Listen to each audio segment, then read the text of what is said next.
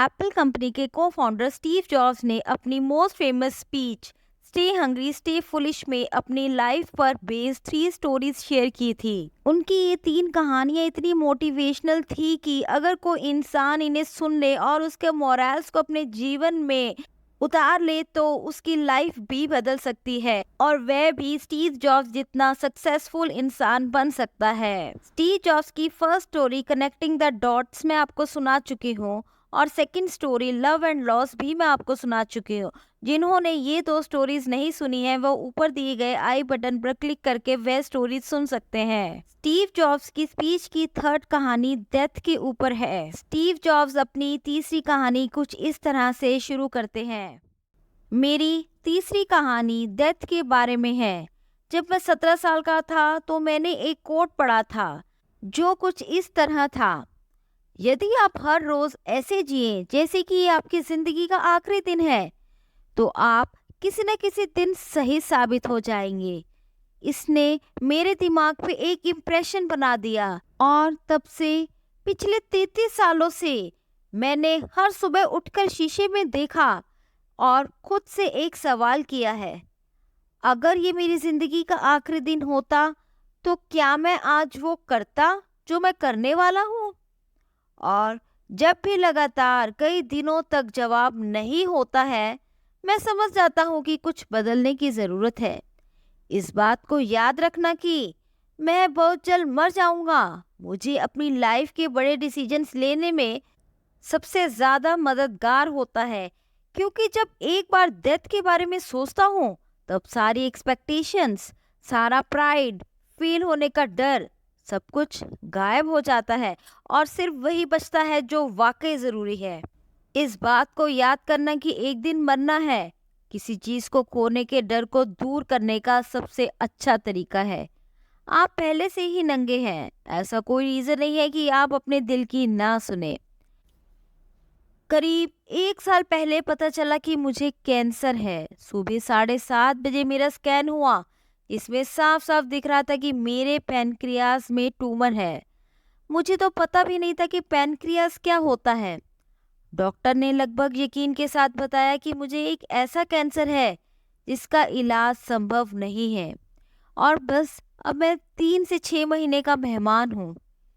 Doctor ने सलाह दी कि मैं घर जाऊं और अपनी सारी चीज़ें व्यवस्थित कर लूं, जिसका इनडायरेक्ट मतलब होता है कि आप मरने की तैयारी कर लीजिए। इसका मतलब है कि आप कोशिश करिए कि आप अपने बच्चों से जो बातें अगले 10 साल से करते वो अगले कुछ महीनों में कर लीजिए। इसका ये मतलब होता है कि आप सबको सुव्यवस्थित कर लीजिए कि आपके बाद आपकी फैमिली को कम से कम परेशानी हो।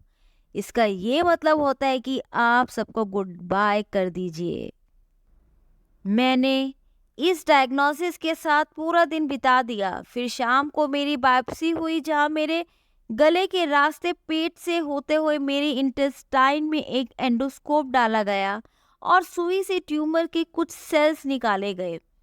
मैं तो बेहोश था, पर मेरी वाइफ जो वहाँ मौजूद थी उसने बताया कि जब डॉक्टर ने माइक्रोस्कोप से मेरे सेल्स देखे तो वह रो पड़ा। दरअसल सेल्स देखकर डॉक्टर समझ गया कि मुझे एक बहुत ही दुर्लभ प्रकार का पैनक्रियाटिक कैंसर है जो सर्जरी से ठीक हो सकता है।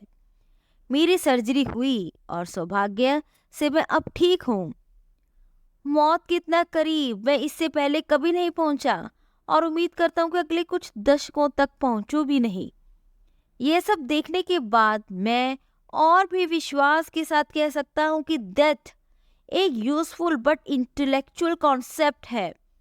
कोई मरना नहीं चाहता, यहाँ तक कि जो लोग स्वर्ग जाना चाहते हैं वो भी। फिर भी मौत वो मंजिल है जिसे हम सब शेयर करते हैं। आज तक इससे कोई बचा नहीं है और ऐसा ही होना चाहिए, क्योंकि शायद मौत ही इस जिंदगी का सबसे बड़ा आविष्कार है। ये जिंदगी को बदलती है, पुराने को हटाकर नए का रास्ता खोलती है और इस समय नए आप हैं, पर ज्यादा नहीं, कुछ ही दिनों में आप ही पुराने हो जाएंगे और रास्ते से साफ हो जाएंगे। इतना ड्रामेटिक होने के लिए मैं माफी चाहता हूँ, पर ये सच है। आपका समय सीमित है, इसलिए इसी किसी और की जिंदगी कर व्यर्थ मत कीजिए। बेकार की सोच में मत फंसिए, अपनी जिंदगी को दूसरों के हिसाब से मत चलाइए, औरों के विचारों की शोर में अपनी अंदर की आवाज को, अपने इंट्यूशन को डूबने मत दीजिए। वे पहले से ही जानते हैं कि तुम सच में क्या बनना चाहते हो, बाकी सब गौण है। जब मैं छोटा था तब एक अद्भुत publication the Whole Earth Catalog हुआ करता था, जो मेरी जनरेशन्स की बाइबल्स में से एक था। इसे स्टुअर्ट ब्रॉड नाम के एक व्यक्ति, जो यहाँ मेलन पार्क से ज़्यादा दूर नहीं रहता है, ने इसे अपना पोएटिक टच देकर बड़ा ही जीवंत बना दिया था। ये 60 के दशक की बात है, जब कंप्यूटर्स और डेस्कटॉप पब्लिशिंग नहीं हुआ करती थी। पूरा कैटलॉग टाइपराइटर, सीजर्स और पोलरॉइड कैमरास की मदद से बनाया जाता था।